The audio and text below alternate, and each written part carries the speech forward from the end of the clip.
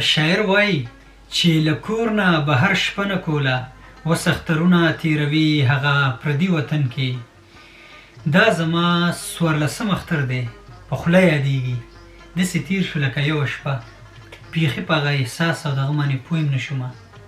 او زه ځان له نه یم، دغسې ډېر مسافر دی چې ما نه زیات اخترونه یې د کور نه بهر تېر کړي دي.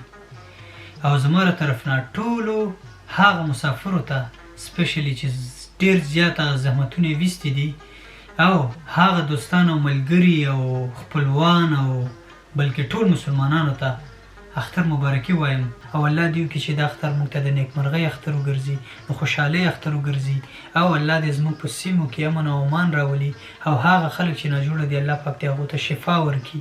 او بله خبره کومه چې هیله درنه لرم چې هغه خلک چې څوک په خوشحالو کې ټوپک ته لاس کوي او هوایي ډزې کوي او هوایي فایرینګ کوي، نو د دې شیانو نه پرهیز وکړئ. دا کولی شي چې د یو انسان ژوند واخلي، او د یو انسان ژوند اخیستل د ټول انسانیت ژوند اخیستل دي.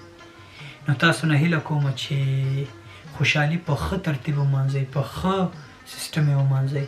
لاړ شئ هغه خلک چې تاسو ورسره لیدلي نه دي په کلونو کلونو، هغه سره وګورئ. هغه خلک چې تاسو نه خفه دي، لاړ شئ هغو له تحفې والئ، هغو سره هغه خپل خفګان په خوشحالۍ بدل کړئ.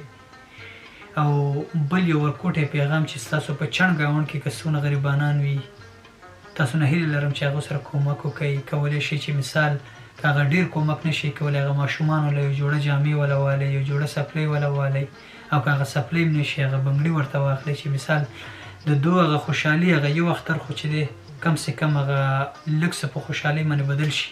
او تاسو ټولو ته ښه وخت او ښه صحت او ښه ژوند غواړم. د خدای په امان.